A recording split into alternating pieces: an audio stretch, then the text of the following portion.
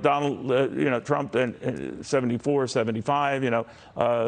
President Biden is going to be 80 this year. Elon Musk is suggesting there should be an age limit on the presidency. Do you think there should be? Well, I tell you, I've seen a lot of people. If we're thinking of Henry Kissinger versus Elon Musk, Henry must be about 100. I don't think. 99 years young. 99 years young. Yeah. You can't put.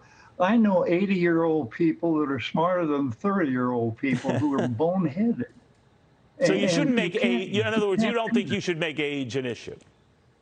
No, I do not.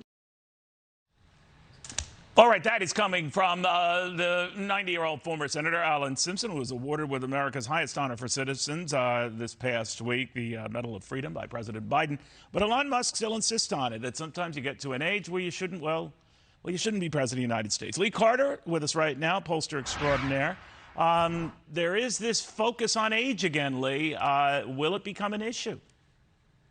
Well, I think there is an appetite for some new blood and for something different. I think we're seeing Americans have an all-time low in their trust in government and trust in institutions. And so I think people want to see something new.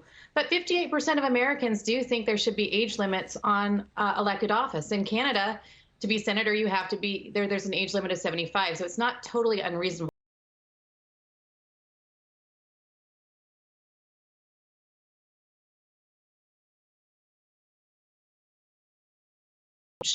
Two-thirds are really saying it's about him and his lack of leadership.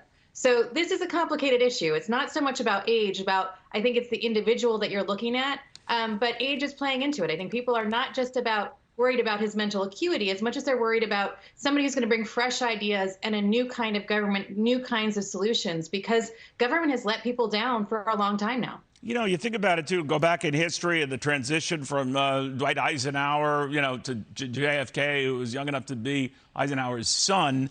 And then you think of even Bill Clinton, in that upset election win over George Bush Sr. Again, a younger guy taking over for an older guy. That doesn't always work that way. Ronald Reagan bested Jimmy Carter, who was much younger, and Americans did so overwhelmingly. So you're right. I guess it depends on the time and the moment. But what triggers a moment where people say, I want to go younger? Well, I think that it's going to be the candidate that comes forward. I think we're going to have to look at the midterms to see who's coming forward with some fresh ideas. I think people are tired of hearing the same old, same old. But you can get fresh ideas out of an older person, too. I don't want older people, by the way, of which I'm a proud member with my AARP discount. But but you're saying that the message matters, too, right? The message absolutely matters. I think right now, when you look at, in some polls, it's saying as low as 10% of Americans are optimistic about the future of our country. Two-thirds of Americans are saying the last few months they feel less optimistic about their future and their children's future.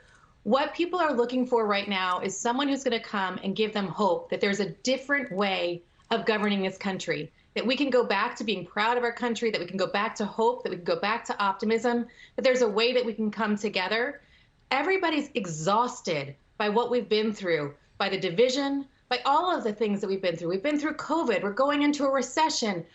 Prices are going out of control. And what we're seeing politicians do right now is just fight with each other. We're not seeing solutions. We're not seeing fresh ideas. So it's more than just age. It's about some fresh ideas and a new way of doing things. Nevertheless, get off my lawn, Lee. All right. I was practicing that for a long time. Lee Carter, we'll have a lot more after this.